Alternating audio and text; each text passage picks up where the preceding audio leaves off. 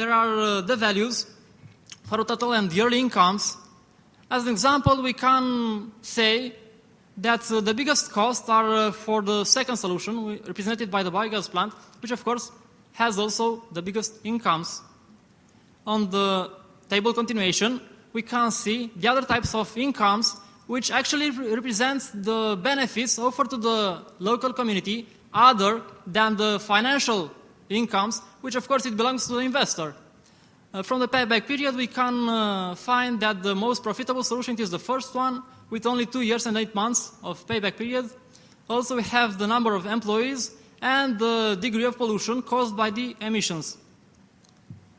And the third chosen country is Ukraine with Luchiste village. In the village there are 8 public institutions, 3 food stores and 3 farms with about 40 heads of horse in each one. Agriculture sectors, it is also a well-developed one. There is even a high amount of solar radiation. And the key development factors are the first briquette plant based on biomass from grapevine. The second one is a biogas plant, and the third is a photovoltaic plant. From this table, as for the previous two, we obtain the value for the total and yearly cost and also for the incomes. It can be seen that the most expensive, but in the same time profitable, is the biogas plant. And on the table continuation, there are shown the result of income, the payback period, from which you can find that the most profitable is actually the briquette plant. Also, it was determined the human factors, need, and the degree of environment pollution caused by the emissions. Okay. Using the data that have been calculated, we went further to multi-criteria decision. Multi-criteria is a process of comparing all kinds of data, in our case, or in our situation, that 3 cases for each country from the point of view of some criteria common for all of the solutions. And we can see that for the economic criteria, we have actually... Excuse me. I can't see also very well. But for the environmental, we choose air emissions, solid waste, and water pollution. Or for the operating criteria, we considered as most important job market and side opportunities. Using the specific methodology, which is called criteria ranking, there were calculated the weighting factors for each criteria. In this way, we can compare all of them from the importance point of view. It can be seen from the diagram that the most important side opportunity, that the most important criteria is side opportunities with the biggest percentage, 33, yes. Of course, it is also important the profit and the degree of pollution.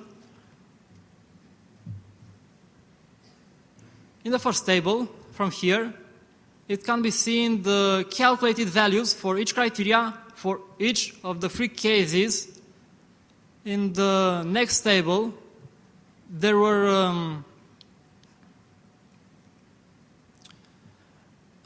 given marks to each criteria from 1, which it means the worst solution, to 10, the best one, by comparing all of the criteria from the importance point of view. On the diagram, it is shown the value of the average of the above marks, which represents or shown us which is the most important or the best solution. And we can see that it seems that the best solution, it is the irrigating system in case of Romania. In case of Moldova, with Shepterich village, of course, it was used the same methodology, but here the best solution, it seems that it is the biogas plant. And for Ukraine, with Luchiste village, the best solution, it is the briquette plant. Of course, all of this was, it shows after a long step of calculating and using this multi-criteria process. And we have to make some remarks related to our study. The first one is the weighting factors for the multi-criteria analysis depend on the specific priority of each community and might be different from a situation to another. The second one is the technical solution that had been proposed are just some examples in order to demonstrate the methodology. And the second one is the crucial element on the economic feasibility of each solution is the scheme of subsidies supported by the policies. And about conclusions and recommendation, we may say that analyzing the results of the 3 cases, it might be seen that the best solution was not centered on the use of renewables. In each of the 3 cases, the best solution are related to the use of or the integration of renewable into a factor for developing the local economy. As in case of Tataru, Romania, the use of wind energy for supply with electricity irrigating system. In case of Moldova, with Șeptelici village, the biomass residues for producing biogas. And in case of Ukraine, with village Luciste, the development of tourism by using the local biomass. As a consequence, we may say that the major conclusion of this project might be a recommendation for developing countries interested in the support of rural communities to use the sustainable energy intimately connected with the policies in agriculture, in tourism and rural development. We would like to thank to the organizers for the chance they gave to us for presenting our study at this magnificent event. Kamsahamnida.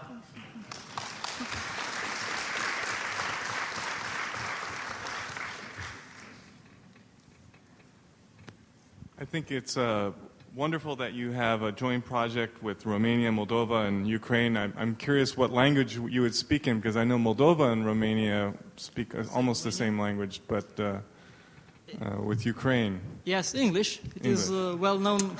makes me very happy. But no, I think it's wonderful to look at, to compare options for promoting development in the regions around the Black Sea. I think this is just the kind of project that the United Nations would be very interested in. My only real suggestion is that to try and simplify the slides a little bit, to make them, because they're very dense and a lot of information, and sometimes when you're combining pictures and text, it's a little hard to follow the text and a lot of data. So, just for general audiences like this, to simplify, because I know you've done a lot of research and a lot of work on these slides. And I like pictures in slides, too, because I think text by itself is very boring. But sometimes it's hard to combine them, so I would just try and simplify a little bit. But wonderful presentation. Thank you very much, sir. It is a real art to simplify a lot of information. That's why we try to condense it. Yeah. Yes, I wanted to echo. My name is Paul Tonks. I'm a professor at Yonsei University here in Korea.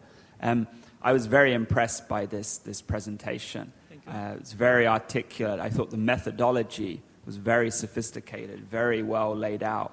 I like the way in which you tried to interrelate a number of factors to look at this multi-criteria process, and very explicit how you built on the analysis, this case study to have specific recommendations. So I think overall it was really an excellent presentation.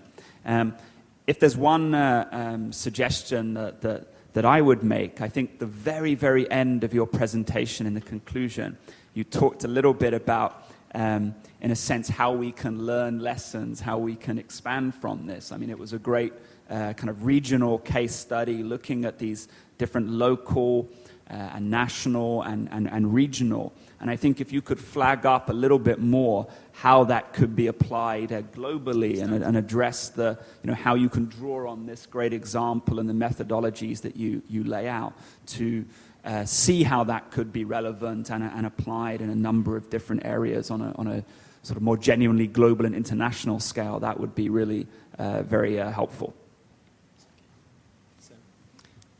Thank you. First, I would like to congratulate you on this excellent review and study that, if I were presenting it, I would start with the end. Your conclusion and basically demonstrating for anything to be accepted and to succeed, it has to have benefits in the local community. And you have shown that there needs to be specificity of relevance to the local communities. You had 3 factors, and you have made the right comparisons, and where for that community one method of development or emphasis was more relevant for the village in Romania than the one in Ukraine, than the one in, and then you would demonstrate with your criteria that is actually reinforced by your own study. Maybe in the presentation, that would have made it much stronger. And I would just like to reiterate the same comment about the heaviness of the text. As you found it difficult to read from, and I'm glad that they have now moved it forward so that it's easier for the next presenter. We were also finding it difficult to read. So the more simpler the presentation, the use of visual images, and maybe in your own presentation you can try to substitute that.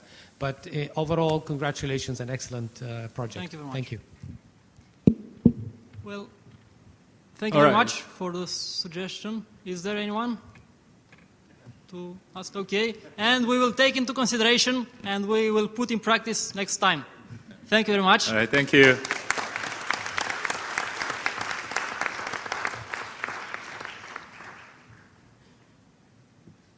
Next, Kim Min-woo and other fellow students from Korea University will make presentation.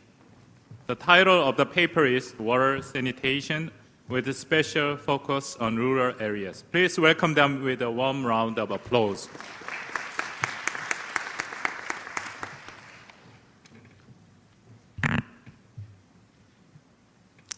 Good afternoon, ladies and gentlemen. Before we start our presentation, we would like to ask you a simple question. Have you ever thought about dying because of diarrhea? Probably not, because many of us here today are blessed enough to be using flush toilets. But surprisingly enough, 4,000 children every day die of diarrhea, and it's the second biggest killer of children.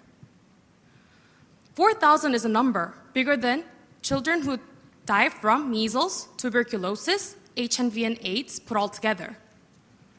So why do children die of diarrhea? It is simply because of lack of water sanitation. And today, our team Waterific is going to thoroughly explain why water sanitation will have to be the key issue in developing the general direction for the future Millennium Development Goals. Here's our table of contents. To briefly introduce the background of our topic, we need to talk about the MDGs. While the MDGs has generally achieved this goal in dramatically reducing global poverty, it still has challenges in that it needs to, there are still discrepancies between regions, or there are still discrepancies between goals in terms of their achievement. In light of such shortcomings, the future direction of the MDGs has to focus on reducing this gap between regions and accelerating the progress rate of the lagging goals. So then why have we chosen the keyword water as our topic? And why sanitation? Why are we specifically looking at Southeast Asia? And why are we looking at the rural areas? The answer to the first question, why water, lies on the centrality of water. Water issue is twofold. First is stable supply of water, and the second is better sanitation of water. With more supply of clean water, better health condition is achieved. This is directly related to MDGs Goal 4, 5, and 7, which is all related to health. More supply of water leads to more educational opportunity for girls and women, because they're the main actors for fetching water, which is usually miles away. This is directly also relating to Goals 2 and 3 of the MDGs. Last but not the least, more supply of clean water leads to reduced environmental cost as well as reduced health cost. This is related to more human productivity, leading to better work efficiency, and this is indirectly relating to Goal 1, eradication of poverty. So we get that water is an important issue, but why are we specifically looking at sanitation over supply? There are 3 reasons why. First, MDG's Goal 7, Target C, having the proportion of population without access to basic sanitation is the least achieved goal among all other goals in the MDGs. Second, far more people, of 2.4 billion people, suffer from lack of sanitation, compared to 780 million who suffer from lack of supply. Thirdly, reflecting its less agenda priority, much more fund is being allocated to supply issue over sanitation. So these three reasons make a good case for why we have to focus more on water sanitation issue over water supply.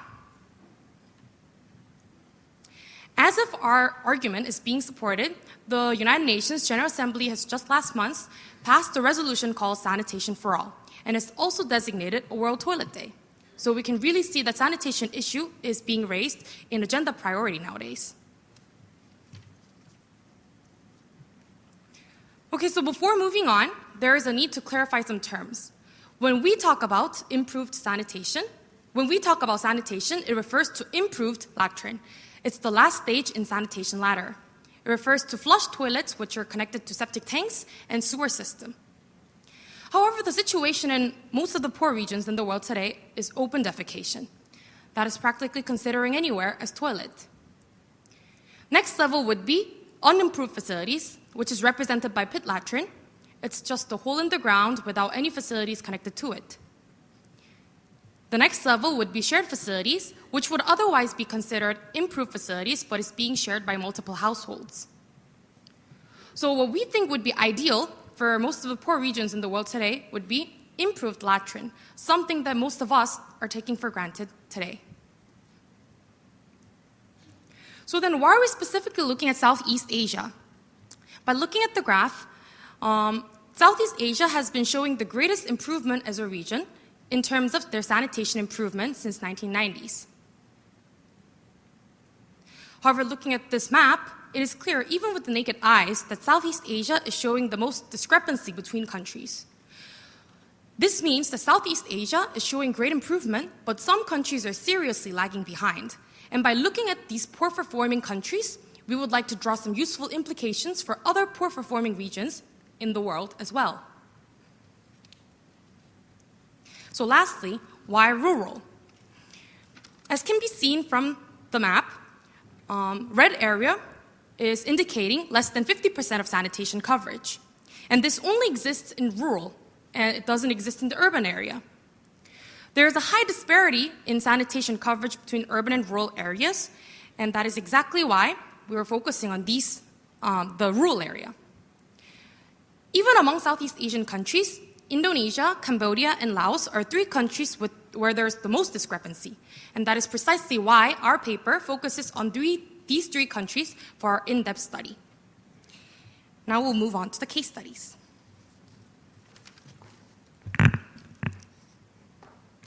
As the previous speaker has mentioned, Laos, PDL, Cambodia, and Indonesia face the most serious rural sanitation situation. Looking at this map, you can see the three countries show less than 50% of sanitation coverage. First, in case of Laos PDL, it shows strikingly high urban-rural disparity, as its rural sanitation coverage is only 38%, while its urban sanitation is more than 86%. Second, Cambodia also suffers greatly from lack of sanitation, especially because 80% of its population live in the rural region. Third, Indonesia, even though it's a fast developing country with increasing GDP and 240 million population, it still has achieved only 36% of rural sanitation. By looking at a comparative analysis of these three countries, we are going to derive useful policy implications that can be applied in other regions around the world. First, let's look more closely at each country's situation. This map shows each country's MDG achievement on MDG Goal 7 Target C on sanitation. Cambodia is the only red spot that is not on track to meet the sanitation goal in Southeast Asia. Indonesia is the yellow region with progress but insufficient. Laos PDL is on track to meet the goal, but as I mentioned earlier, it suffers from a huge urban-rural disparity. Even though MDG goal as a whole is on track, it still suffers from serious rural sanitation situation. Second, let's look at economic terms of sanitation. Sanitation is entailed with huge economic costs, especially in regards of health costs. Lack of sanitation leads to lack of hygiene, It increased vulnerability towards diseases, leading to deaths of thousands of people. Especially, this can be a dire situation for children under 5 who are very vulnerable to diseases such as diarrhea. Economic costs entailed with those sanitation equals 2.3% of GDP in Indonesia, 4.3% in Cambodia, and 5.6% in Laos PDL. Regarding this cost, health cost was the highest among all 3 countries, as a number of people suffer from sanitation-related diseases. In Indonesia, there have been 120 million disease cases. In Cambodia, 6,000 die annually. And in Laos PDL, 1.2 million children under 5 suffer from diarrhea. Looking at this severe situation, all 3 countries have acknowledged the need to call for improvement in sanitation. So, how have these 3 countries tried to tackle the problem? Their policy approaches can be divided into 2 categories: institutions and projects. First, institutions. All 3 countries have set up separate institutions to deal with sanitation. In case of Indonesia, it has put forward 3 main. In case of Indonesia, it established a dual system of central government in charge of infrastructure, planning, and finance, while the local government is in charge of operation and maintenance. In Cambodia, the Ministry of Rural Development works as a main head, with help of other international organizations such as ADB and UNICEF. In case of Laos PDL, the Ministry of Health and Ministry of Public Works and Transportation are both responsible in the central level, while in the local level, there's another sector agency called NAMSAT. Second, in the project, with help of those institutions, the countries have implemented many sanitation projects. In Indonesia, it has put forward 3 main approaches of CLTS, social marketing, and enabling environment. Second, Cambodia had 4 main projects with help of organizations such as ADB and WTO. In Laos PDL, its main project has been the Showcase Village program using multimedia equipment based on CLTS approach. CLTS, community-led total sanitation, has been the basic approach by all 3 countries as a way of mobilizing the local communities to take their own action in sanitation. However, even though these 3 countries have all made effort to tackle the issue, still many policy problems have been identified. We have derived 3 implications to deal with those common policy problems. The first implication is fragmentation of responsibility. Conflict over different ministries in the central and local level leads to inconsistent and ineffective policies. For example, Indonesia, interministerial rivalry in the central government has made it difficult to enforce strong sanitation policy. The second implication is lack of capacity of local communities. The local and rural communities lack capacity to bring sanitation experts into their region and effectively link CLTS approach and sanitation marketing. The third implication is lack of monitoring system. All 3 countries show severe lack of sector database and management system, leading to a vicious cycle of ineffective sanitation programs. Now we move on to policy suggestions. Thank you. So how can we solve these problems in the status quo? We have provided 3 major suggestions to each implication. First, for fragmented responsibility, clear division of roles should be promoted by implementing the result-based incentive system, such as the case in East Java as shown in the picture. Second, for lack of capacity in rural areas, improvement in sanitation marketing of latrines and linking the sanitation experts to rural areas can improve and solve the situation. Last but not least, for lack of monitoring system, the vicious cycle of scattered information should change into the virtuous cycle of information sharing. Now I'd like to go into detail for our suggestions. In order to understand fragmented responsibility, we should understand the concept of central and local cooperation, which could be divided into 3 sectors: central, provincial, and local communities. The central government basically has a responsibility to set the framework and allocate funds from international organizations. The provinces act as a link between the central and the local governments. And lastly, the local governments are the actual actors who implement the pilot tests. So in order to clearly divide the responsibility between the central and local government, we have recommended the result-based incentive system. As you can see on the graph, the government will set a very specific goal each year, such as household with improved latrines. Then, the village with the best accomplishment will win first place and receive financial aid from the central government. By doing so, these local communities have their own incentive to pursue their sanitation policies, which is a core part of CLTS. Now moving on, next, to increase the supply and demand for sanitation marketing, we have promoted the sanitation ladder. According to the sanitation ladder, CLTS is the fundamental step for rural communities to realize the importance of sanitation. As the norm builds up, sanitation marketing could work hand in hand and increase the desire for these households to buy latrines. In the end, open defecation will decrease and improved latrines will increase. In order to follow up the sanitation ladder, we have 3 suggestions. First is to make an affordable latrine, which is easy to build, cheap to buy, and have decent quality. In Cambodia, there was a case study called Easy Latrine, which provided training for local suppliers to make an ideal model toilet and eventually increase the demand for these latrines. Second, the local community should have an incentive system to lure urban experts to these rural areas, such as finding and arranging consumers and suppliers who needs the help of these experts. Lastly, the local community should also promote education to adults and also children. There was a pilot test in Cambodia called Grow Up with the Toilet Plan, which educated kids to use toilet from a young age. By doing so, children also learned the importance of sanitation. Moreover, we would like to recommend a new product called Portable Children's Toilet, which could be used to train kids for potty training. Now, going on to the last part, the vicious cycle and the virtuous cycle has to be recommended. Basically, the vicious cycle is it happens due to no monitoring after the pilot test. After there is no monitoring, it becomes difficult for the database to be accumulated, which gives harder time to evaluate. That is why the pilot tests have to be reconducted, making the same mistakes over and over again. However, if it changed into a virtuous cycle with thorough monitoring, data could be accumulated properly and the evaluation could be done easily.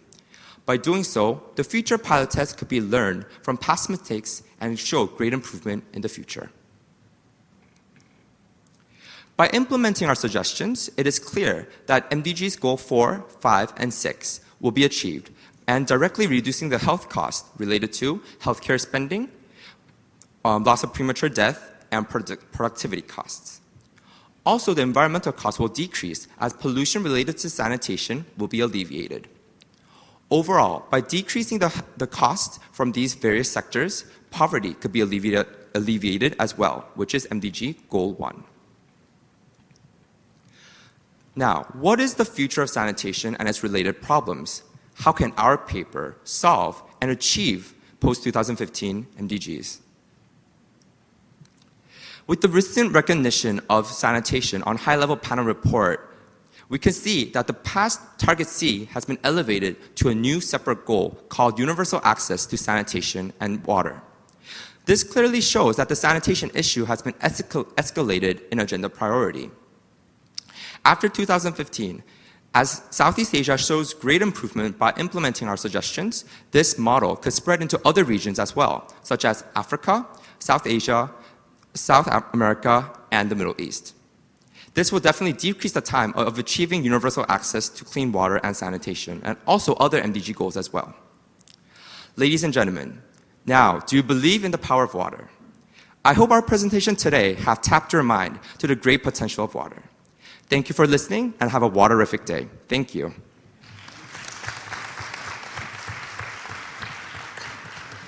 Well, so it is time to hear George's comment. I appreciated the flow between the presentation and especially the opening was well spoken. It helped provide a very human face to the statistics. It was well done. I thought that the comparative method that you outlined here, comparing strategies, was also very effective. Starting with some insights is the basic connection between government. It's often missing is the interplay between levels of government. It's something that in the United States we've sort of fashioned a a long history about, and so it was actually refreshing to hear that, because it does in many ways provide effective approaches. That is, you have to pay attention to the politics involved, and how can you, as you put it nicely, promote a virtuous cycle instead of a vicious cycle. Especially that comes up with the matter of information sharing. However, I would want to point out that there are times when information sharing does serve less than virtuous political goals that are very real goals at times, and that has to do with power sharing. That leads to one thing you may want to broaden your analysis out onto, and that is to look at the larger social context, which gives rise to ideas of power sharing, as opposed to not power sharing. And that has often to do with the very strength of the central governments that you want to work with. And the problem about broadening, one of the problems about broadening your model will be in the strengths of states themselves, which vary considerably. And a weak state, my suggestion would be, is going to be much less likely to share power with anybody, much less members of sub-regional or regional areas. So that was just one area I would encourage you to continue to look at. Overall, a very good project on a very pressing matter. Thank you. Excellent presentation. So congratulate. Your presentation is very well organized and then well addressed, using many interesting maps, illustrations, and even cartograms.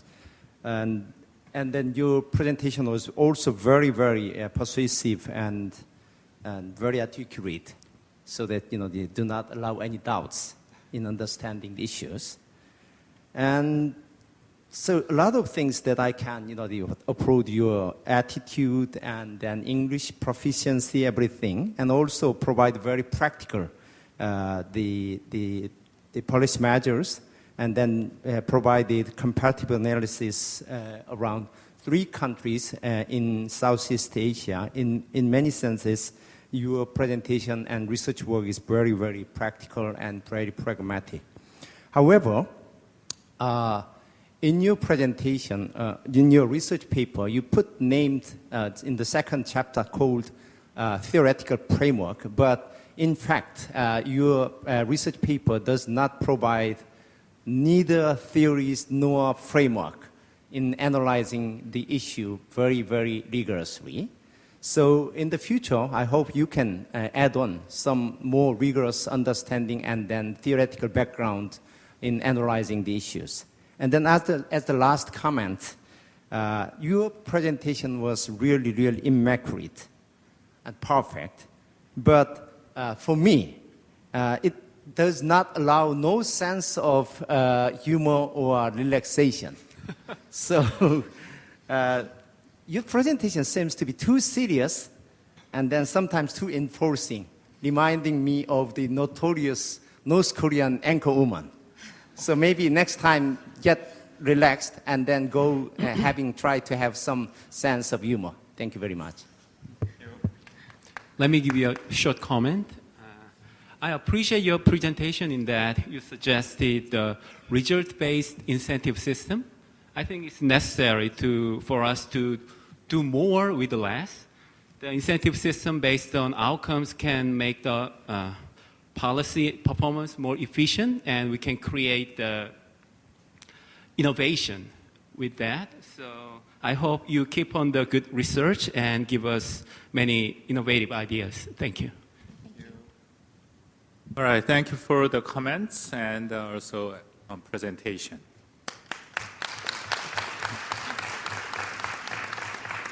And last comment that made by our chief judge, Professor Young-Gil, it's like told me that I'm like the very strict, and I just keep the time and to not have any joke around here.